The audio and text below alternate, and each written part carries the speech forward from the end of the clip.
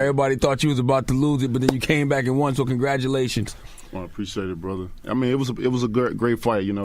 I definitely needed a defining win on my record. Mm-hmm. I've always had the short ends of the stick when it comes to boxing. I've called everybody. The best of the best. I've called them out, and it's always seemed like I'm always getting a run around, somebody ducking me, or they using PEDs to go around me. So with Ortiz, it was like a big risk, small reward.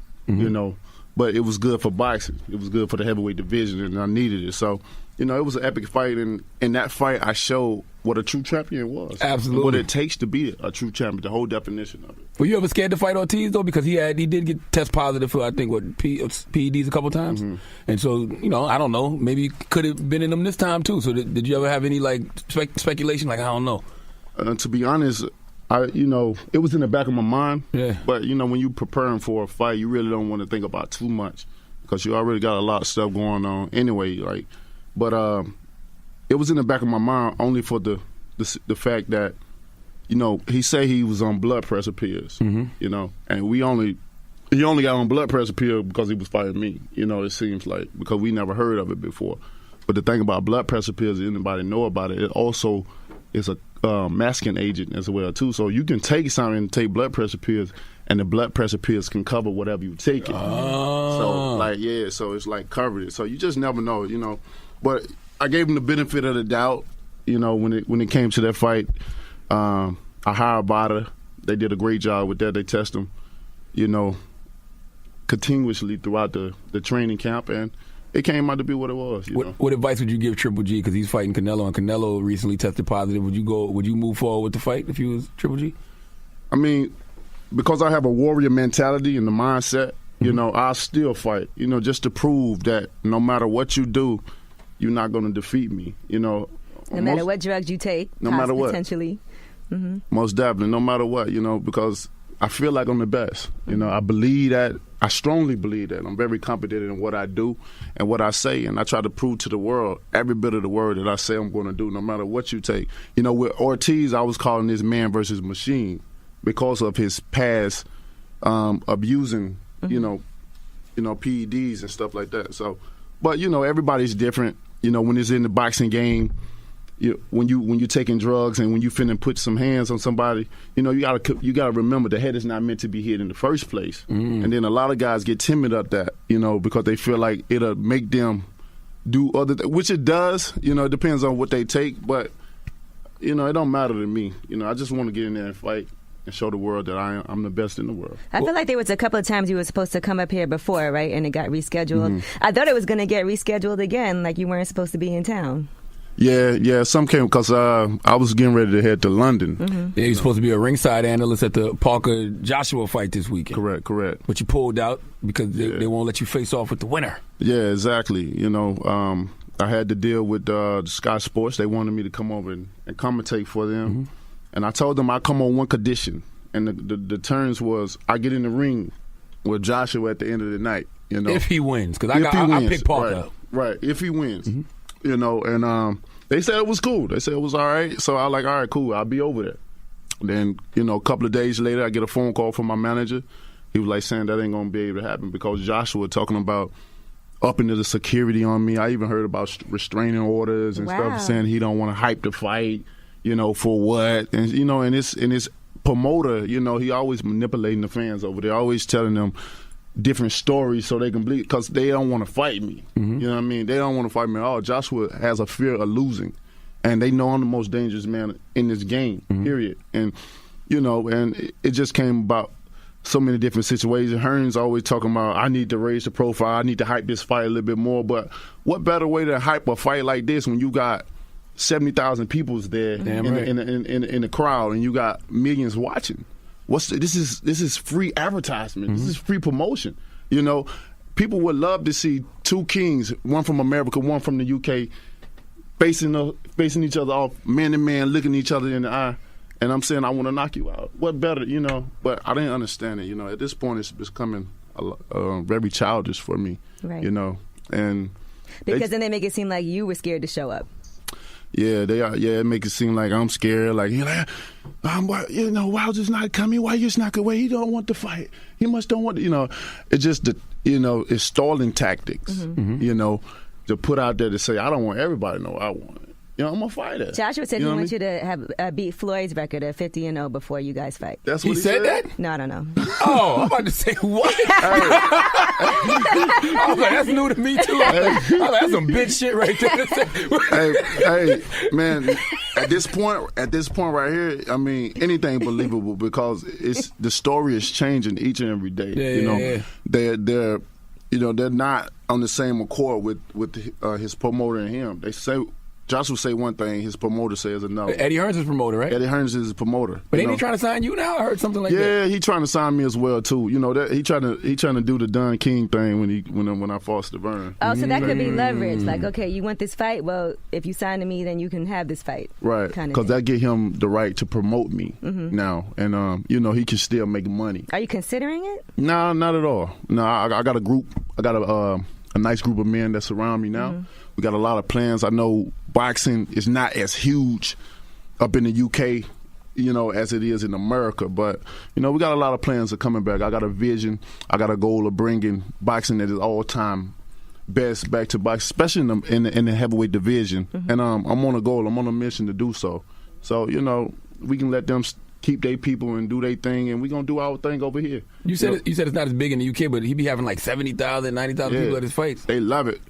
No, the boxing is not. I mean, I'm sorry. It's big in the UK. It's not as big in America as it is in the UK. I'm sorry about that because they love it. When they go to fights, they say to me they say it was described as you going to church, you're worshiping, you're praising, and they have fun. They it's nothing like here going to a fight. It's like it's crazy. Which I love the fans over there. I love to be able to. In a boxing atmosphere around fans and stuff like that, it makes it that much more exciting. What would be the benefit of signing to Eddie Hearn, if any? People always say something about the money part. Where being over there, being amongst the crowd and different things like that. Because I only feel like he can go as far as the UK. He's still trying to cross over here in America, but he's figuring out that crossing over here in America. It's different. It's different here than over there. He's realizing that, and that's the only thing I can think of. I think he just want me as a safe haven because he know I'm gonna beat Joshua.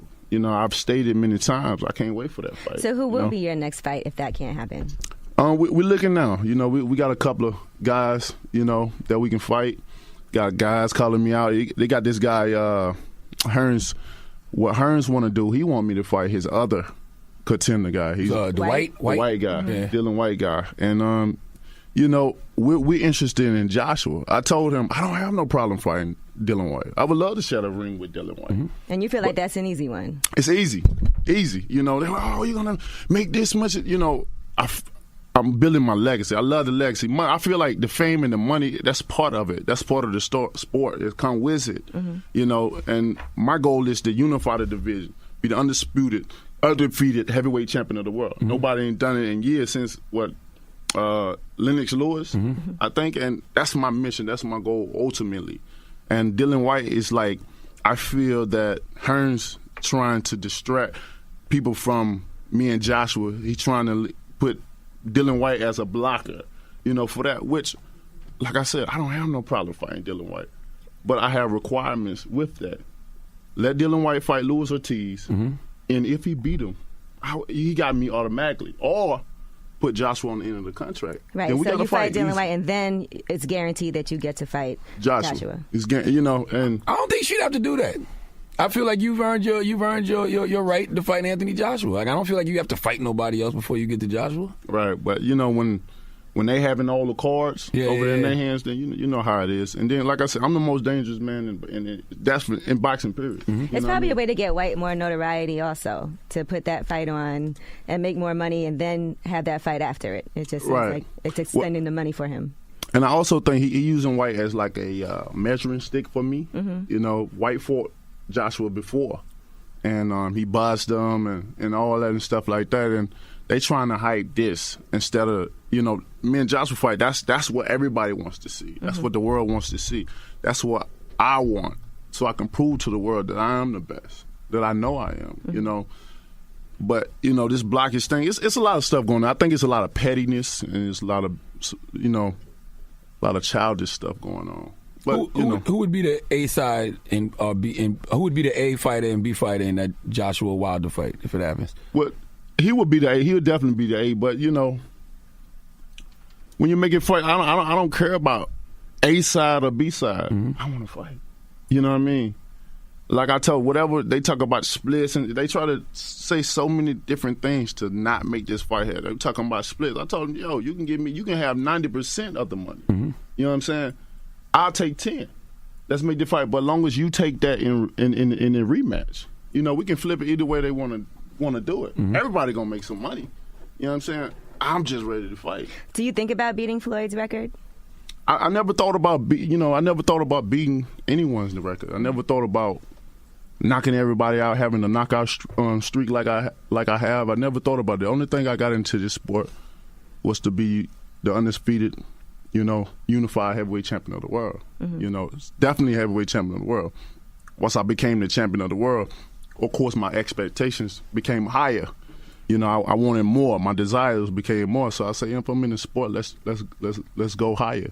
You know, and this is where I am now. But at this point in time in my career, I'm close. I'm 40 and over 39 KOs. Every man that has stepped in the ring with me, I've knocked out in great fashion. You know what I mean? So at this point now, it's like it's sounding good to break Floyd. I mean, I'm there. I'm really there. That 11 fights away.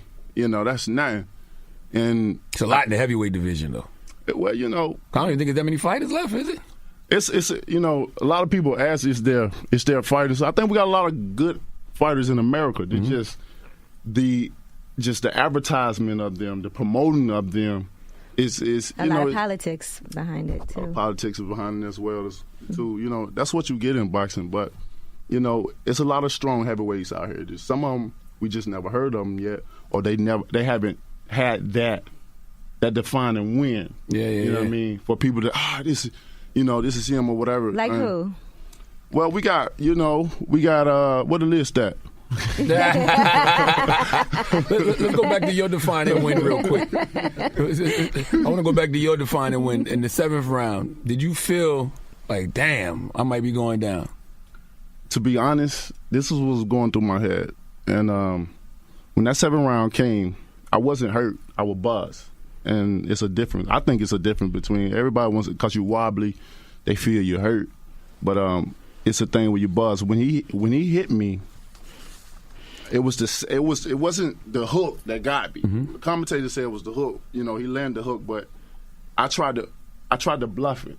Like he hit me, but it wasn't good, so I'm trying to bluff it. I'm pulling my jab right in front of him, and I'm leaving myself exposed. You know, but I'm too close. But the right hand that came down, that's when everything's you know what I'm saying? So it looked like you was out on your feet for a little bit. Yeah, you know, I was buzzed. Okay. So, you know, when you're buzzed, you know, it's just like everything's like you say, you hear that, you know, everything going around.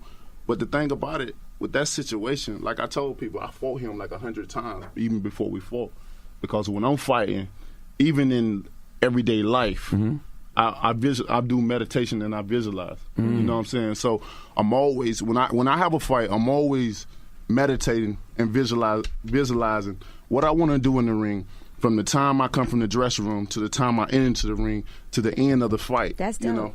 Yeah, and it's strong. We use that in the amateurs. I mean, in the Olympics. That's when I was introduced to it. So when that came about right there, I was coaching myself through the whole way. I'm like, all right, you got it.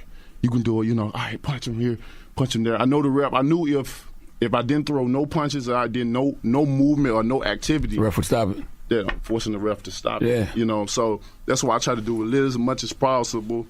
Grab him, hit him a little bit, do what I can to withstand the storm, because Ortiz is the most skillful heavyweight in the division, period. You know, then he come from the Cuban background, and he's southpaw as well too, you know. So with that being said, I had to do a lot of things to really just maneuver myself. But I was coaching myself the whole way through. Even when the bell sound, as you can see, I went straight to my corner in a straight line. And, you know, I was telling you got to do better than that. then I used psychology on him as well too. I reversed it because really I just stay with. I used psychology on him because I kept answering the bell.